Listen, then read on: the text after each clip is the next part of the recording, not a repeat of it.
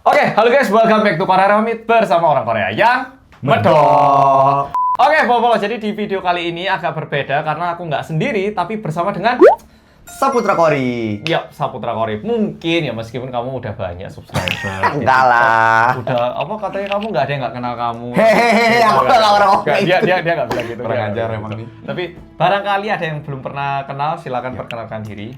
Halo, polo-polo semua. Asik. Masih manggil itu nggak? Oke, betul ya masih. Guys, sebenarnya aku dari dulu tuh suka banget nontonin dia guys. Dari aku belum jadi content creator sampai akhirnya sekarang aku bisa collab, bisa ke rumahnya dia yang di Korea. Ini sebuah kehormatan. Waduh, kehormatan. Enggak lah. Ya, oke. Pokoknya kita itu sebenarnya jadi kenal melalui project film yang... Ya. Masih rekaman atau udah selesai? Udah selesai, nggak apa-apa. Yang sebentar lagi akan tayang. Oke, pokoknya kita jadi kenal dari proyek film yang mungkin akan tayang... Tahun kapan? depan. Tahun depan kayaknya. Tahun depan, pasti. Iya, tahun depan kayaknya. Akhir tahun ini atau tahun depan? Tahun depan katanya. Ya, pokoknya deket-deket akhir tahun atau awal tahun depan atau pertengahan kita nggak tahu. Tapi ya kita jadi kenal dari situ. Dan setelah jadi kenal ternyata Kori orangnya... Annoying banget ya? Nggak. Padahal aku juga orangnya baik dan juga sesuai dengan usianya, tapi lumayan dewasa juga. Terus kita kayak sering ngomong-ngomong yang deep ya sebenarnya, jarang bercanda malahan. Bener. Nah, kebetulan karena di Korea terus dia bilang kenapa kita nggak collab gitu. Terus kan mana mungkin saya bisa menolak yang subscribernya gue gampar nih. Oke, ya pokoknya itu bercandaan. Nah, hari ini aku mau menyampaikan satu cerita nyata dari Korea tentang pembulian. Nah, mari kita dengarkan bersama-sama dan juga di sini dia bisa jadi kayak menjadi perwakilan Bowo. Kalau ada pertanyaan ataupun yang bisa ditanyakan, bisa ditanyakan. Jadi kali ini agak dua arah. Oke? Iya. Dan hari ini kita akan menceritakan tentang pembulian. Kamu pernah mengalami kah? Maksudnya sebelum kita membuka, barangkali apakah ada pernah melihat ataupun pernah mengalami? Oke, kalau dari aku pribadi, aku jujur nggak pernah ngalamin namanya dibully ya. Tapi lebih ke ini sebenarnya masalah yang mungkin sering kejadian di anak-anak muda yang pengen jadi content creator. Karena kadang gini, kita pengen mulai konten, tapi kita tuh malu, takut diolok-olok sama teman-teman kita. Oke. Jadi di Indonesia tuh sering banget kayak gini. Misalnya kita mulai bikin konten. Apaan sih lu ngonten? Ya, ntar teman kita langsung kayak gini. Ih, seleb, langsung kayak gitu. Oh. Mungkin kalau itu dikategorikan pembulian, ya aku pernah. Cuma aku anggap pembulian sih. Kayak udah cuma kayak gitu doang. Oke, berarti kita hari ini bersama dengan korban pembulian. Korban pengolok-olokan. Cuma bercanda. aku ada satu cerita sebenarnya. Aku ada satu cerita. Sama. Itu nanti. Setelah ini. Oke. Nah, cerita yang mau aku bawakan hari ini sebenarnya kejadiannya terjadi di Korea, kebetulan di kota kelahiranku, yaitu di kota Daegu. Dan ceritanya ini terjadi 14 tahun yang lalu, tepatnya tanggal 20 Desember tahun 2011. Oh wow. Nah, sebelum kita mulai tak tunjukkan satu foto. Fotonya ini foto apa kalau kamu lihat? Ini anak nangis ya? Nah, ini adalah momen terakhir anak laki-laki SMP yang terfoto sebelum dia mengakhiri hidupnya. Di apartemennya sendiri. Bundir. Betul. Nah, langsung tak ceritakan apa yang terjadi. Jadi, anak yang kita lihat di sini, dia bermarga Kwon. Oke. Dan dia ini selayaknya anak biasa di sekolah dia. Cuman, dia mengakhiri hidupnya sendiri diakibatkan pembulian. Nah, pembulian yang terjadi kepada dirinya itu kayak apa sih? Mari kita lihat sedikit. Nah, yang membuli dia itu ada dua orang. Dua orang ini Dua temannya. orang, temennya juga. Nih lihat ya. Dan ini rekamannya itu di rumahnya sendiri. Yang di depan ini yang membuli, yang di belakang itu adalah korban pembulian kali ini. Ada videonya, wow. Ini ke rumahnya anak ini. Si korban. Tapi yang di depan siapa? Pembulinya. Iya. Jadi korbannya ini benar-benar udah dibully. Bahkan yang membuli itu dia sepede itu. Ke rumahmu hari ini. Jadi rumahnya pun itu udah bukan lagi tempat yang aman untuk anak yang bernama Kwon ini. Iya. Nah, dia dibulinya kayak apa? Pemukulan tentunya sering terjadi. Di sekolah disuruh belikan barang, uangnya dirampas juga tentu sering. Dibully secara mental, diganggu juga sering. Nah, kenapa dia ke rumah? Dia ini sering banget disuruh main game, menjokikan gamenya dia. Menjokikan gamenya si pembuli ini? Iya. Jadi pembulinya nih pengen naik level ke rumahnya. Kamu mainin game, kamu jangan kalah lah. Aku harus naikin tier kok. Kamu gitu. kalah. Goblok. Terus dia aniaya. Dan ini terjadi di rumahnya sendiri. Satu hal lagi yang lebih menyedihkan, salah satu di antara pembuli ini, orang tuanya berprofesi Sebagai coba tebak. pejabat. Bukan. Polisi. Bukan. Dekat dengan Psikolog. bukan. Dekat dengan aktivitas mereka sebenarnya. Guru. Guru. Wah. Guru jangan bilang di sekolahnya dia juga. Enggak.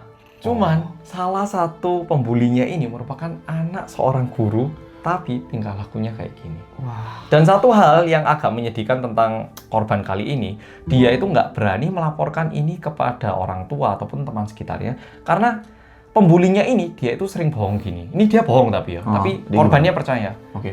Omku itu ketua geng. Kalau kamu bilang orang tua kamu Kamu bisa kenapa-napa nanti gitu ya. Jadi korban pembuli kali ini dia bisa dibilang nggak bisa kemana-mana. Terjebak ya. Secara mental terjebak, rumah juga udah tahu lokasi. Iya, benar. Bahkan kalau rumah-rumah Korea kan pakai password kan, udah nggak pakai yang gini kan. Iya. Dia itu Passwordnya udah tahu. Jadi dia mau istirahat di rumah pun diserang. Dan seringkali bahkan di hari dia mengakhiri hidupnya ini, dia menuliskan satu pesan terakhir, dan di surat pesan terakhirnya itu dia nuliskan gimana dia dibully, pernah juga dia diikat pakai tali, kabel, disuruh makan kue-kue yang kayak udah kececeran di lantai. Dan pesan terakhir yang dia tuliskan kepada orang tuanya, tahu nggak apa kira-kira? Ada, pesannya ada. Ada, tapi tertulis, jadi harus tak sampaikan. Kira-kira dia nuliskan apa ke orang tuanya? Gini, pertanyaan aku sebelum tebak itu. Orang tuanya di rumah? Orang tuanya sibuk bekerja, jadi orang tuanya nggak di rumah. Cuma nemukan suratnya itu nanti. Wah, mungkin biasa kalau di drakor-drakor anaknya biasa bilang kayak gini. Mama, papa, aku sayang sama kamu, tapi aku harus pergi duluan, gitu-gitu. Oke. Mungkinkah kayak gitu? Agak mirip, tapi lebih sedih lagi. Dia iya? bilang, Ma, Pa, maaf ya. Dan satu pesan lagi yang dia bilang, Ma, Pa, aku minta tolong Mama sama Papa ganti password ya, biar Mama sama Papa nggak diganggu sama mereka. Oh. Jadi bahkan di detik terakhir pun dia itu benar-benar percaya kalau dia ini punya om yang pekerjaannya gangster. Dan dia nggak mau orang tuanya itu Kenapa-napa gitu kena imbasnya. Wah. Bahkan anak-anak ini pernah ngirimkan pesan ke korban pembuli kayak gini. Kamu jangan loh, nyawamu itu di tanganku. Kalau kamu mau, aku yang mau. Anjir. Harus dibunuh sama si pembuli itu berarti gitu maksudnya? Segitunya, mentalnya itu udah benar-benar di gaslight segitunya. Nah, yang lebih parah lagi, mereka ini akhirnya nantinya tertangkap ya toh, karena udah jelas. Kira-kira mereka bilang apa ketika ditangkap oleh polisi dan diinvestigasi? Jawabannya basic banget ini. Bercanda. Dan polisi tanggapannya? Ya tentunya ini nggak diterima, tapi ya dicatat kan maksudnya itu pembelaan dari dirinya. Tapi berani-beraninya setelah temannya meninggal dia bilang, itu lo cuma bercanda. Gila sih. Itu lo cuma bercanda. Itu teman sekelas kan? Bukan kakak kelas? Bukan. Level sekolahnya dia itu apa? SMP. Dan kenapa kasus ini terjadi? Ini yang menarik. Jadi di sekolah ini, di SMP-nya ini, sempat ada pembulian di salah satu kelas yang ada anak ceweknya. Nah, salah satu siswa ini ngelihat temannya dibully, kasihan. Dia pergi ke gurunya, alias kayak wali kelasnya. Misalnya kamu wali kelas, Pak, si A dibully sama si C, Pak. Kayaknya Bapak harus, ini Pak, kasihan banget si A. Yang dilakukan sama gurunya ini, harusnya gimana? Kalau guru yang benar gimana? Ya harusnya kan cari ke situ kan. Terus lerai atau selesaiin lah masalahnya. Tapi ini pasti enggak. Gurunya ini pergi ke kelas. Kelas 13A misalnya ini. Saya tadi diberitahu sama si B, si A ini katanya dibully ya sama si C. Kalian semua satu kelas salah ini. Jadi gurunya ini menginformasikan siapa yang melaporkan dan juga semuanya dihukum. Dan sejak hari itu dia ikutan dibully. Si cewek itu yang melaporkan itu. Dan dia pun mengakhiri hidupnya sendiri. What? Sehingga di saat si Gon ini dibully, nggak ada yang berani.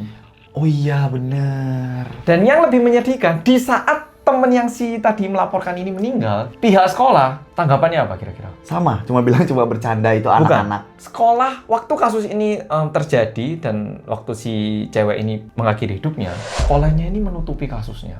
Bilangnya si cewek ini meninggal diakibatkan kecelakaan lalu lintas. Anjir. Padahal meninggal karena apa sih cewek itu? Dia bundir. Diakibatkan stres itu. Tapi sekolahnya ini nggak mau namanya tercoreng. Sehingga kasusnya ditutup. Tapi dikarenakan ini, anak lain yang dibully, ataupun orang-orang lain yang ngelihat temennya dibully, mereka pun jadi nggak berani ikutan ngambil. Untuk ngebantu, nggak berani ngambil action ya? Nggak berani ngambil action. Terus jadinya gimana setelah akhirnya ada korban lagi kan ini? Akhirnya ada korban ini dan kasus ini akhirnya menjadi lumayan rame. Mereka akhirnya dihukum, maksudnya dibawa ke pengadilan anak-anak. Kira-kira hukumannya apa? Pasti nggak cocok nih hukumannya nih. Cuma penjara beberapa lama Oke, atau... berapa lama? Cocoknya berapa lama kalau menurut kamu? Wah gila kalau pembulian kayak gini mah. Kalau menurut aku ya, kalau ada orang bully kayak gini, bully balik sih harusnya. Yo kan maksudnya kalau itu kan nggak diizinkan. Iya benar sih ya, hak asasi manusia balik lagi. Cuma kalau kayak gini ya, menurut kamu cocoknya pasnya berapa ini, Mas? 10 tahun. Dia mendapatkan pernyataan hukuman. Jadi kalau hukuman anak-anak remaja itu agak beda sama pengadilan orang dewasa. Kalau orang dewasa kan kamu 10 tahun biasanya gitu. Kalau di sini enggak. Kalau remaja itu ada masanya. Minimal, ini hukuman yang dijatuhkan pada akhirnya 2,5 tahun. Maksimal 3 tahun. Anjir. Jadi kalau kelakuannya baik, 2,5 tahun bisa bebas. Kalau kelakuannya jelek-jelek pun di penjara. Bukan penjara ya, tahanan anak 3 tahun. 3 tahun udah keluar. Anjir, dia 3 tahun hidupnya masih biasa-biasa aja, sedangkan si korban udah meninggal. Udah nggak bisa melanjutin hidupnya. Bayangin keluarganya. Padahal ini anak dari guru, bayangin. Anjing ya. Dan di sini kita jadi nyadar kan ya, yang menjadi masalah itu sebenarnya bukan cuma pembuli, tapi bagaimana sosialnya. Iya. Kalau misalnya teman tadi yang laporin itu dilindungi dengan baik, gurunya pun juga mengambil tindakan yang baik, mungkin Gon ini bisa terselamatkan. Benar, mungkin setuju. ada temannya juga ikutan ini. Iya, Tapi benar. dikarenakan semuanya menutup-nutupi, karena biar nggak terlihat jelek, sehingga nyawa lain yang ikutan tercabut. Belum selesai, ada satu kasus lagi yang ingin aku bawakan. Yang kedua, ini adalah kasus yang beneran terjadi di kota Busan. Oh wow, kemarin aku baru aja dari Busan. Nah, betul. Baru dari kota Busan pada tanggal 1 Agustus tahun 2017.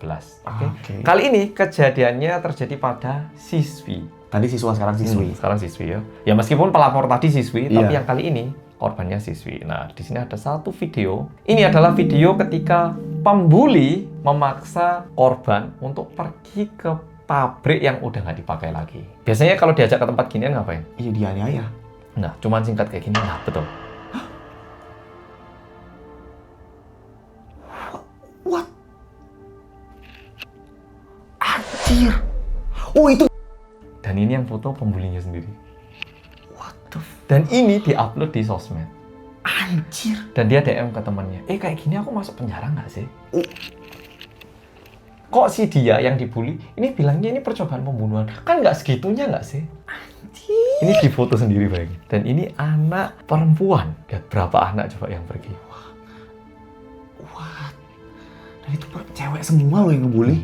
Dan dia pakai foto ini masih ngomong sama temennya. Temennya tanya, emang parah? Yang ngelakuin kamu? Kira-kira masuk penjara nggak ya? Sarap sih. Sakit sih ini yang ngebully ini mah.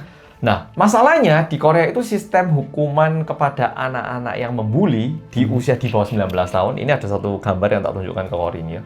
Jadi dari usia 0 sampai 10 tahun, itu apapun yang kamu lakukan, kamu nggak bisa dihukum. Oke. Dan ini sempat disalah pakai sama anak SD kelas 5. Dia ngapain? Bunuh temennya. Anjir. Jadi dia nggak bisa dihukum. Dia itu mutlak. Istilahnya kalau nge-game, nggak bisa disalahkan. Secara pidana, perdata, ataupun dibawa ke tempat. Biasanya kita kalau misalnya seseorang Rehabilitas. nggak bisa juga. Bahkan itu pun nggak bisa. Itu di bawah 10 tahun. Kalau di antara 10 hingga 14 tahun, tidak bisa dihukum secara pidana, tapi bisa rehabilitasi ataupun secara terbatas. Itu pun hanya rehabilitas. Ya, ataupun misalnya sekolah anak-anak ini kayak pindah ke sekolah khusus. Baru dari 14-19 tahun ini bisa dihukum pidana. Tapi kalau hakimnya mengiyakan ini hukum pidana. Tapi kalau hakimnya bilang, oh ini masih bisa direhabilitasi ini. Karena tingkat hukuman yang buat ini itu ada dari 1 sampai 10. Kalau kamu masuk angka yang 8, 9, 10 itu baru masuk ke tahanan. Tahanan itu pun lebih tepatnya tahanan yang ada sekolahnya. Jadi sekolah di lingkungan yang beda aja. Kalau enggak, ya paling rehabilitasi. Mungkin seminggu berapa jam. Itu pun cuma tahanan 2,5 sampai 3 tahun tadi. Kalau yang tadi. Tapi bisa nggak anak-anak seumuran 14 sampai 19 ini ditahan sampai 10 tahun gitu misalnya? Sejauh ini Korea Belum pernah melihat. Jadi di Korea itu banyak banget anak-anak usia 0 sampai 14 tahun yang nyalahgunain. Jadi anak 14 tahun pun kalau misalnya dia membunuh orang lain, nggak bisa dihukum secara pidana. Masih cuma rehabilitas doang. Apa lu ODGJ apa gimana mungkin. Wah, gila ini aku ngerasa nggak layak banget sih. Karena ketika aku dengar cerita ini, aku berusaha memposisikan diri gimana kita jadi keluarganya si Korban. yang korban itu. Ketika keluarga kita kenapa-napa sampai amit-amit meninggal dan si pelakunya masih hidup dan bernafas tuh rasanya kayak Dan bahkan pelakunya mungkin dia bisa aja pede. Aku nggak bisa dihukum.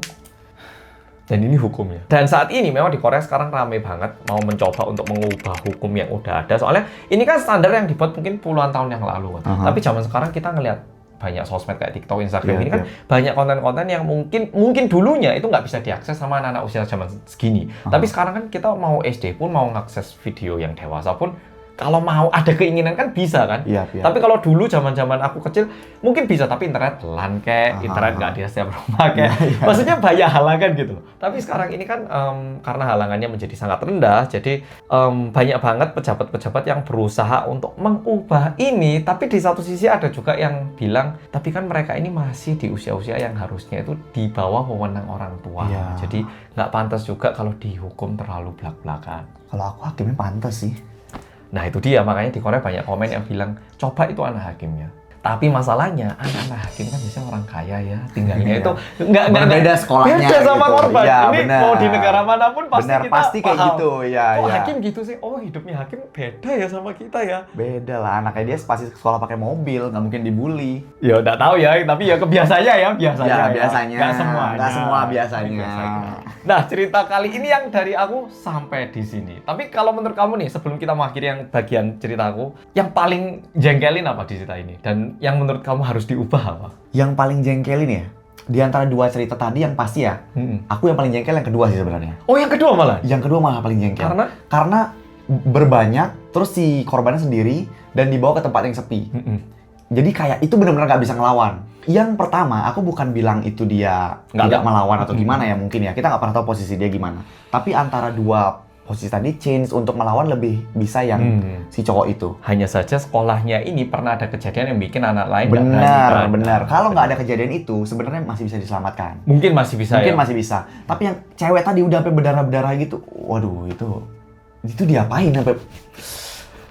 Meskipun kita nggak ngeliat belak-belakan, kelihatan pakai kursi. Benar, itu parah sih, itu parah. Apalagi pabrik kan pasti banyak benda-benda. Benar-benar tajam. Tapi ini kejadian kayak gini itu, kalau menurut aku di pandangan aku, yang salah tuh bukan cuma si pelakunya doang. Bisa jadi ini campur tangan dari orang tuanya yang kurang berikan perhatian ke si pelaku, atau mungkin dari lingkungannya kayak cerita yang tadi yang pertama itu. Pihak sekolahnya nggak bisa mengambil tindakan yang tepat buat masalah-masalah yang kayak gini. Bener, jadi banyak banget ahli-ahli yang bilang masalah pembulian ini sebenarnya merupakan PR bukan pembuli dan juga korban, tapi masyarakat yang luas. Benar. Kita yang ngelihat, misalnya di pabrik tadi, kan mungkin ada orang yang lihat juga itu. Seharusnya kita juga saling menolong. Tapi zaman sekarang kan nggak kayak dulu.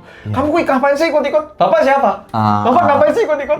Kenapa ikut campur? Nah kan gitu, itu yang bikin kita kayak agak nggak enak untuk ikut campur juga. Terus apa mereka bikin konten? Ya kan kadang kita kayak susah. Benar. Sehingga ini merupakan PR yang kedepannya kayak semua negara, semua manusia itu kita harusnya lebih peduli sesama manusia dan juga mulai ikut peduli lah ya. Iya. Mulai ikut peduli. Cuma pertanyaan sekarang Korea, kan emang Korea setiap ada drakor apapun tuh, pasti ada aja masalah pembuli-pembulian. Sekarang gimana? Korea masih seperti ini? Kalau ini kan dari tadi nih tahun-tahun lama semua. Sekarang aku sempat dengar ini langsung dari temanku. Temen Korea, pacarnya orang Korea, dia guru SD di Korea. Mereka hampir nikah tapi barusan kemarin gagal nikah sih. Oh, shit. Ya maaf. Jadi temanku, jadi aku menyampaikan ini beneran dari guru SD yang bekerja di Korea di bawah Kementerian Pendidikan Koreanya. Wah, yang ini agak terlalu vulgar. Jadi kayaknya aku pernah bilang nggak ya ke kamu di set ya. Busan ini kejadiannya juga. Ada satu sekolah SD laki-laki, si cowok A ini main-main nyodomi temennya. Nah si B nggak ngerti itu disodomi, dia nyodomi lagi temen si C. Dan ini ternyata berlanjut hingga 8 atau 10 orang. Wah, karena mereka nggak ngerti. Karena mereka nggak tahu itu. Ya kita nggak tahu mereka nggak ngerti atau bilangnya nggak tahu. Jadi nantinya itu 10 anak yang ya begini ini. Dan nantinya karena sekolahnya nggak mau tercoreng, ya mereka dikeluarkan dari sekolah aja tanpa. Ke 10-10-nya itu. Dan berarti, aku agak lupa ya tepatnya berapa anak yang dipindahkan. Tapi yang ini kan berarti anak-anak ini pindah tempat lain bisa jadi mereka bibit bisa baru. jadi akan melakukan hal itu Bahkan lagi. teman-teman yang nerima ini kan mereka nggak ngerti mereka ini backgroundnya apa, kenapa pindah. Diapain. Tapi, ini terjadi dan ditutup. Ini nggak muncul di berita. Oh ya? Nggak muncul di berita. Jadi temenku, calon istrinya temenku ini yang bilang. Dan dia dengar langsung dari guru yang tinggal di situ. Itu baru-baru ini. Apa kayak 2-3 tahun terakhir? 2-3 tahun terakhir juga masih baru sih. Tapi itu aku lihatnya itu pure berarti sex education tuh penting untuk anak-anak tahu seenggaknya bagian mana yang nggak boleh disentuh, tidak boleh dimasuki atau aduh itu kasihan sih. Tapi dari ini pun menunjukkan bahwa sebenarnya pembulian masih terjadi dalam bentuk yang bagaimana. Karena pembulian itu jenisnya banyak, nggak harus mukul. Misalnya teman satu ngomong dikacangin itu juga pembulian. Benar. Teman satu gimana disuruh bayar itu juga pembulian. Jadi namanya spektrum pembulian kan sebenarnya banyak jenis. Jadi benar.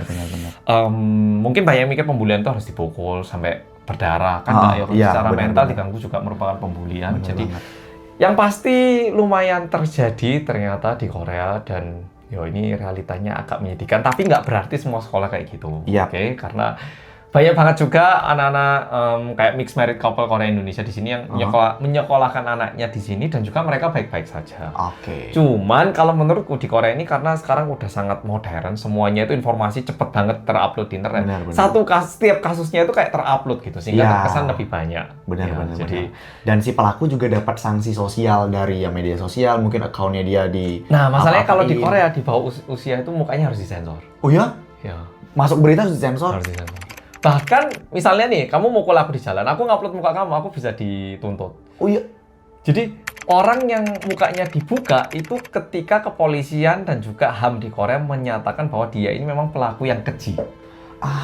Jadi pembunuh berantai ataupun mungkin melakukan pemerkosaan yang banyak baru dibuka. Bunuh satu orang tergantung, kalau bunuhnya dengan cara keji mungkin dimutilasi mungkin iya. Tapi kalau nabrak nggak mungkin diekspos. Sehingga banyak banget orang-orang yang merasa juga, lah memang HAM pelaku ada, HAM orang-orang lain nggak ada. Kan kita juga perlu tahu benar. Tapi namanya hukum ya kadang nggak bisa sesempurna ini ya. Iya, benar. Dan ini jadi satu masalah yang memang sangat dipermasalahkan karena yang punya hukum kayak gini itu di seluruh dunia cuman Korea sama Jepang kalau nggak salah. Yang punya hukum kayak gini? Yang ngeblur muka itu? Ngeblur muka itu. Iya sih, Korea selalu kayak gitu ya.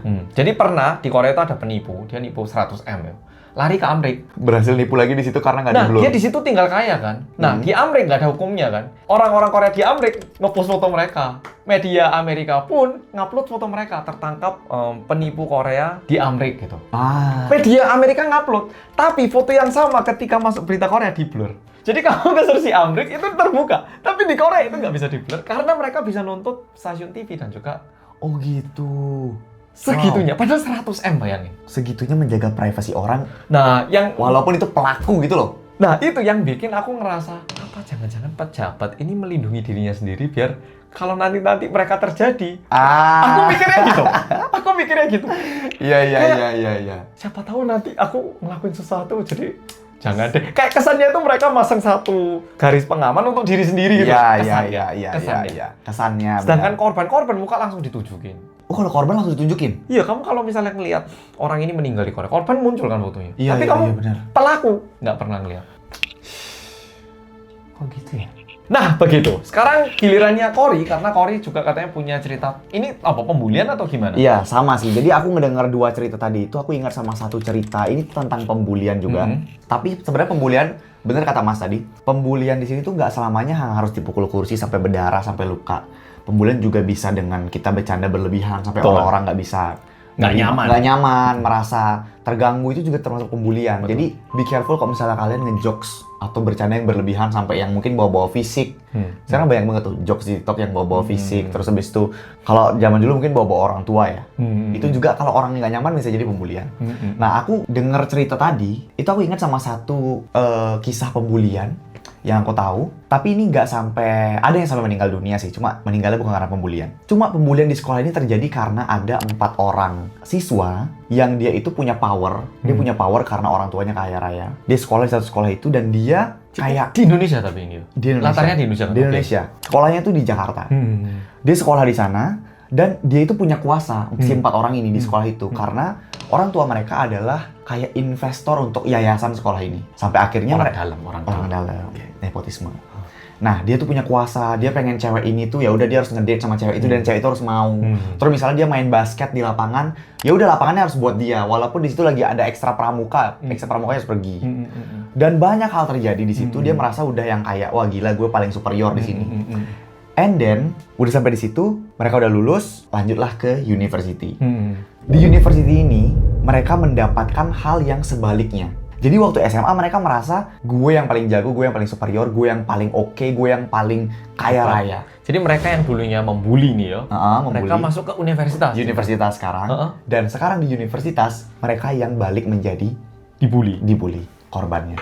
Jadi ini kayak cerita di mana karma itu akan selalu ada. Dan aku percaya si pelaku tadi juga pasti ketemu karmanya. Suatu hari, entah itu anaknya. Benar, entah itu anaknya atau dirinya. Jadi si 4 orang ini, tapi udah meninggal 1. Jadi sekarang sisa 3. Si 3 orang ini tuh ke universitas, dalam artian mereka udah tobat sebenarnya. Jadi ketika SMA... Oh, mereka tobat tapi? Udah tobat akhirnya. Tobat beneran atau? Nggak tahu. Oke. Tobat beneran atau aku nggak tahu. Karena itu isi hati orangnya kan? Iya, benar, isi hati orangnya. Akhirnya mereka ke universitas, dan di universitas itu ternyata lebih banyak lagi ada anak-anak orang kaya. Lebih kaya? Lebih kaya dari mereka. Wow. Jadi misal nih, 3 orang ini bapaknya pemilik perusahaan atau apa gitu. Di sini perusahaan yang lebih gede lagi. Punya anak-anak di situ, dan ada organisasi yang emang menaungi untuk membuli-buli anak seperti ini. Dan mereka jadi korban pembulian organisasi ini di universitas ini. Oh, tapi kalau kayak gitu kan malah lega nggak sih ceritanya? Iya, leganya karena akhirnya mereka mendapatkan karmanya. Tapi mereka masuk ke sekolah ini dalam misi untuk menghentikan semua itu. Mereka udah nggak mau lagi ada pembulian. Kenapa mereka tiba-tiba kayak memutuskan berhenti? Ada nggak? Karena waktu di SMA itu mereka udah ada korban yang akhirnya speak up, dan mereka akhirnya kayak ada siswa-siswa tuh demo mereka dan diminta untuk stop lah kayak gini, stop. Akhirnya, ada gerakan perlawanan. Ada gerakan perlawanan. Nah, enaknya di sini dari pihak sekolah itu nggak kayak sekolahnya yang si korban pertama tadi. Jadi sekolah di sini tuh sportif. Kalau ada yang bully, oke, ayo. Wah, sekalipun itu adalah orang tua investor, ya udah tetap harus selagi demokratis gitu. Kayak Indonesia ini mencerminkan Indonesia banget. Jadi seluruh siswanya itu demokratis untuk, ayo dong kalian jangan kayak gitu. Karena banyak banget siswa-siswa yang sampai keluar dari sekolah gara-gara mereka. Karena mereka nggak suka lihat, karena mereka nggak suka main sama dia, dikeluarin dari sekolah. Akhirnya mereka taubat, karena mereka juga udah kehilangan temannya satu kan. Mereka taubat, mereka ngerasa sudah bukan era kita lagi untuk kayak gini. Akhirnya masuk sekolah ini, dan ketemu hal-hal kayak gitu, mereka ingin menghentikan.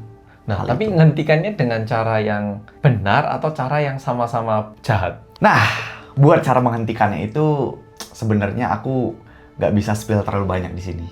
Kan cerita, kenapa nggak bisa? Ya ini cerita tapi nggak di dunia nyata, Mas. Loh, lah di mana? Ini ceritanya cuma di YouTube aku. Oh, cerita apa? Masih lanjut. Terus lanjutannya di mana lanjutannya? Oke, jadi kalau misalnya Mas atau kalian follow semuanya pengen tahu kelanjutannya cerita pembulian itu, kalian bisa nonton di channel YouTube aku Sabtu Korea Official. Itu judulnya Sultan Squad Season 2 Game of Gears. Tapi katanya kalau mau nonton ini harus bayar membership yang 200. Nggak ada. Oh, nggak ya? Gratis, ini gratis buat kalian semua. Tapi katanya kalau yang gratis, endingnya nggak ditunjukin. Enggak lah, enggak. Kayak 45 menit, 30 menitnya doang, 15 menit terakhirnya harus ikut membership gitu. Kurang ajar, pasti dia nggak mau bolo-bolonya berpindah hati. Udah ya, ini free ya, bener-bener free. Bener-bener free. Kalian bisa nonton langsung. Bahkan edisi yang terakhir nggak free, atau last edition tiba-tiba yang ini khusus membership gitu, udah ya? Nggak, cuma kalau membership itu bisa nonton 1 episode lebih dulu. Oh, lebih dulu. Ya, cuma kalau misalnya kalian mau nonton free bisa langsung ke YouTube aku, ceritanya tentang Sultan Squad. Kemarin tuh sempat rame Mas season 1-nya. Dan sekarang launching season 2-nya di tanggal 1 September 2025. 1 September 25 benar. 2025. Berarti harus ikutan membership sebelumnya berarti. Nggak usah. Oke, ini bercanda. Jadi katanya ini bisa ditonton di channel ya. Jadi buat yang tertarik untuk ngelihat Nanti diedit ya Mas di sini. apa? Tulisnya apa? Jangan membership. Ikutan membership itu. Enggak, channel aku. Oh, channel. Oke ya, channel ada di sini. Jadi yang mau lihat series cerita yang tadi udah di spill sedikit sama Cory bisa langsung cek di channel YouTube-nya. Sekali lagi tadi itu guyonan, jadi bisa ditonton free. Benar. Jadi jangan lupa untuk ikutan dari 1 September itu. Dari 1 September. Sampai panjang nggak ini ceritanya? Panjang, dia bakal beratus-ratus episode. Sampai sama drama-drama Indonesia yang dulu lebih panjang ya. Drama dulu kan udah kayak vlog gitu ya. Kayak galah-galahin ke sana. Kalau tukang bubur naik haji nggak bisa sih aku ngelewatin. Nggak bisa. Karena ini yang syuting aku semua Mas sendiri. Oke. Jadi ada limitnya. Lumayan panjang tapi. Lumayan panjang. Cuma aku yakin kalau misalnya kalian nonton drama aku di channel YouTube ini, kalian seenggaknya bisa belajar bahwa pembulian itu salah. Banyak hal yang bisa kalian pelajari dari Sultan Squad Season 2 Game of Gears ini. Dengan ikutan membership. Gue pukul ya. Oke, Mbak Kola, jadi kayaknya kolaborasi kali ini bersama dengan Cory sampai di sini. Yeay. Terima kasih udah nonton dan semoga melalui video kali ini kita nggak cuma sebatas kayak guyonan gini, tapi juga ada pesan bahwa pembulian itu PR buat kita semua, jadi nggak cuman yang dibully, tapi juga kita harus ngelihat juga ada nggak teman yang dibully dan membutuhkan bantuan. Dan kalau ada, kita harus bilang ke guru. Kalau misalnya guru nggak bantu, ya sebenarnya 5 orang teman berdiri bersama 10 orang. Nah, kalau itu pasti lebih kuat. Oke, jadi sekali lagi terima kasih sudah nonton video kali ini dan sampai jumpa di video berikutnya. Dan buat yang mau nonton, jangan lupa cek channelnya Saputra Kore Official, Sultan Squad Season 2. Oke. Dadah, thank you, bolo-bolo.